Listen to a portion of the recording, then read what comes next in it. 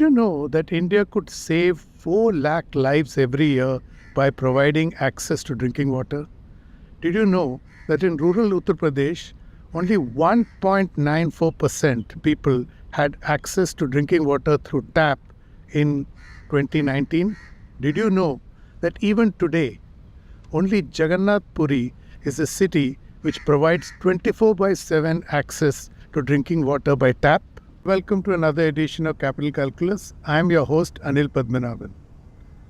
As I laid out in my introduction, India's tryst with drinking water is a legacy of neglect, a fatal one at that. A recent review of India's water program by the World Health Organization, which was released last week, revealed that 4 lakh lives would be saved annually if India provided access to drinking water. India is now seeking to make amends through its ongoing drinking water mission called Har Ghar Jal. In the 4 years since its launch, access to drinking water in rural India has more than trebled to 60%. This huge milestone includes many intangible gains, including the empowerment of women. To understand this profound socio-economic transformation happening in India, we spoke to Vinny Mahajan, Secretary in the Ministry of Drinking Water. I began by asking the Secretary about the compelling revelations that were part of the World Health Organization's review of India's ongoing drinking water mission. So we are very pleased that what was always known in an anecdotal fashion, that the provision of clean drinking water to households has a very major impact on so many things, but the impact on health and consequently an economic impact arising out of health is very significant. This understanding has been not only endorsed but um, converted into a very scientific assessment by the WHO and released very recently. And this study has found that once the Jal Jeevan mission completes the task of providing functional tap connections to every rural household, there will be 400,000 lives saved simply on account of avoidance of diarrheal deaths. And similarly, there would be 14 million DALYs saved on this account. We know that this is a technical concept in the health sector, the disability adjusted life years. And the economic impact of this, the DALYs averted, is of the order of 100 billion US dollars. The WHO study has also looked at data around the time spent by households in collecting water. If they do not have a tap water connection in their own home, the finding based on data that WHO has studied suggests that there is significant daily time spent on getting drinking water and water required for the household, and that this amounts to about 5.5 crore hours daily.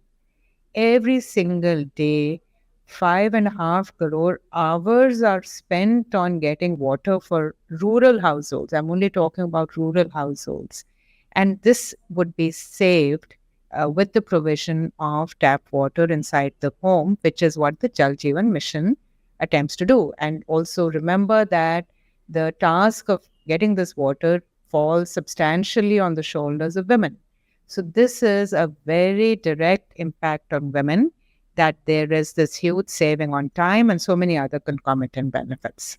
So I want to pick up from where you just left off, where you talked about the impact on women. So if we tag this with other welfare measures like cooking gas, electricity, housing, financial inclusion, so what does this, all of them pulled together, tell us about the socio-economic transformation of India that we are witnessing, say, in the last decade and more? Yes, I believe that the country, as it moves rapidly on the path of development, $5 trillion economy and so many other things, in so many ways, the priority given to social sector, what we used to call social sector schemes, uh, which are so hugely empowering, particularly for women, but also for the poor and disempowered generally. This is a remarkable achievement of the last few years. And for instance, when the Prime Minister announced on 15th August 2019 from the ramparts of the Red Fort the Jal Jeevan mission, implicit in that was an understanding that the, as we just discussed, the burden of fetching water falls on the women. So there is this drudgery, there is this the arduous task of getting, sometimes walking miles, but spending, as we've just said, 5.5 crores hours daily on just getting water, but also associated with it, for instance, the economic impact of the women not being able to work, girls not being able to go to school, and all of that. So, but it's not just women, because if in a village, if there is some gap, if some households have access to drinking water or otherwise enough availability of water and some don't, we know for sure that it is the poorer, the weaker, the disempowered who are likely not to have that access. So the equity issue there. And therefore, all the schemes that you mentioned and the approach of saturation that has been adopted, no one left behind, no one left out of these benefits, the speed and scale at which these things are being done. This is an amazing impact on women, on the poor, on the weak, but on the country as a whole. Because as we enter the 75th year of our independence, moving towards Amrit Kal, there is no question that we cannot afford to ignore or in any way leave behind people impacted by these very basic requirements of clean fuel, of financial inclusion, of basic sanitation, of drinking water, etc. Which brings me to my next question. This program started in 2019. At that time in rural India, about 3 crore households reported connection tap water at home. And today, 60% of these households, which are about 19 odd crore, are now covered by this tap connection. So my question is, how did you pull this off in such a short span of time? I think even when Jal Jeevan Mission was announced, it was recognized that this is going to be a humongous task. It's not just the numbers. Of course, you've referred to the numbers. We estimate, based on the data uploaded by the states and UTs, that there are about 19.4 crore rural households. And of course, the number keeps increasing over the years, as we know. We also know that only 3.23 crore were covered as of 15th August 2019. So there was over 16 crore households left to be covered. And as you said, today over 9 crore of those have already been covered, and we are moving at a very brisk pace. In fact, it's a matter of the greatest satisfaction that in the recent past, starting from 1st January of this year, for instance, every single minute of every single day, one new household is receiving water supply through a tap connection. So just to clarify, the momentum you said has picked up from January this year. So it is one tap connection a minute or one tap connection a day? So every single second, one household in the country somewhere is receiving a new tap connection, water supply through a tap every single second, starting from the 1st of January this year. And of course, this is building on work done in the past. So when can we expect the program to successfully conclude? We are taking one day at a time. Every day is important because there are so many elements to be seen. While the outcomes of India's ongoing water mission are remarkable, I was curious to know as to how these public assets will be preserved, especially given the history of India's public assets. So there are two aspects of sustainability broadly that we are focusing on now, especially when so much work has already been done all over the country. The first is sustainability of the sources.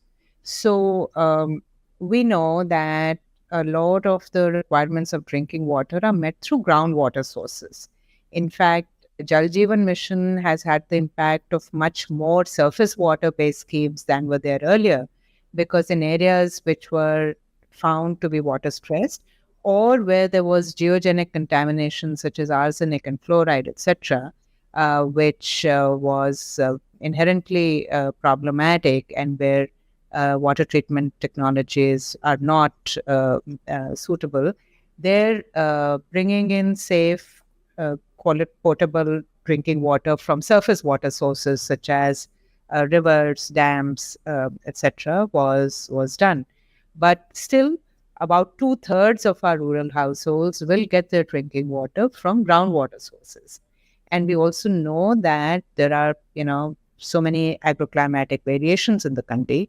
But overall, we know that India is a country with a large and growing population. The water resources are relatively limited and not as large as most other countries have. So we have to make sure that if we draw groundwater, for instance, for drinking water purposes, then there must be due care taken to ensure that these sources do not dry up, and particularly don't dry up in the hot summer months where in large parts of the country the water table really goes down. So, and of course, we also know that drinking water per se does not use up large quantities of water. The big user is agriculture. So we need to work on the whole ecosystem, but we are at the moment focusing very strongly uh, on making sure that the drinking water sources are sustainable. What about managing the program at the grassroots level? The other big ticket item around sustainability is sustainability of the scheme itself. And that has several components, but the most important one being, how do we make sure that that scheme is managed properly so that the operations and management, the maintenance, any there are schemes covering 6 lakh villages in the country. So, how should a remote rural village, or even not so remote village, how can it be assured that if there's some small defect, the pump goes off, there is some small leakage, any other small thing, people should not have to wait until some repair person comes in from the nearest town or city. Can we do skilling locally? And again, this is something that the Prime Minister has really been encouraging us to look at. So we worked with the Ministry of Skill Development and devised a course for multi-skilling of village people. And we are telling all the states that they must ensure that in every village there should be 1 or 2 people who are skilled in being able to handle basic requirements of plumbing, electrical work, and so on. Then there's also question of ownership. So how will these repairs, etc., take place if the village community thinks that this is a government asset and the junior engineer or somebody has to come and do it for them? So again, the encouragement that the schemes must be handed over after completion, handed over to the local community, the Gram Panchayat, and through the Gram Panchayat to village water and sanitation committees. There are single village schemes, groundwater based, so those definitely can be taken over. But even for large multi-village schemes, the in-village infrastructure, the distribution network, and so on, can and should, and this is our encouragement to the states. And then finally, financial sustainability, because we do have to make sure there will be some costs involved in operations and maintenance, some repair costs, maybe the costs of some consumables, chlorine, etc., the cost of some pump operator or somebody else. How will that be met? And again, water is a state subject, but we're encouraging the states to review what are the likely costs, to empower the Gram Panchayats and the village communities to be able to levy whatever appropriate user charges they believe should be levied. to collect and retain those locally. They should not go into the treasury. They should be available to the village community to be used for running of these schemes. And again, the good news is that all over the country, we find that village people are actually happy to pay reasonable amounts for water. They are levying and collecting amounts ranging from rupees 30 per household per month, in some places as high as rupees 200 per household per month. Wow, you heard the secretary? Implementing user charges for drinking water is amazing. Normally, any proposal to levy user charges on drinking water would be very contentious. You may recall that many politicians are offering free drinking water to woo at the electorate. Yes, I believe we are all aware that there is some distinction between the willingness to pay and the willingness to charge. So very often this becomes a little bit of a political question on levying user charges. But we believe that that applies much more to monies charged by the government and collected and used by the government. And perhaps communities may not be as willing to do that. But when it is clear that this money, that firstly, that this is their scheme, and that they will be the owners of the scheme, and that whatever is collected will be retained by them and used for this purpose, then we find that there is widespread acceptance for levying collection using the user charges. We also believe that there is a very powerful role that women play in all of this. According to the Constitution of India, water is a state subject. However, the Har Ghar Jal mission is an initiative of the union government. Clearly, its remarkable success is an example of cooperative federalism. So far, the only other marquee example of cooperative federalism was the goods and services tax. It required the pooling of sovereignties for the idea of one nation, one tax to be rolled out. Yes, I think we can say that. I think this the provision of clean drinking water to rural households, um, while being a national priority, was very successfully brought to the attention of all states and became their priority as well. So, like I said, by now, all states have bought into this, are working, to the best of their abilities. I think this is. I would endorse what you're saying. I believe this is a remarkable example of the union, the states, the local bodies, especially the rural local bodies and the communities, working together to achieve a common objective. It is then clear that the successful rollout of India's drinking water mission has scored many victories. This includes saving lives, improving health, empowerment of women, and of course, cooperative federalism. If you ask me, it is a yes we can movement, especially since it meant overcoming a legacy of neglect that stretches over 7 decades. And that too by delivering at this stage one tap connection to rural India every second. Are you aware of the safety of your drinking water? Our water experts provide essential solutions for ensuring your water is safe and healthy. Please ensure to fix your appointment with us at +91 9508 343 848. Thank you.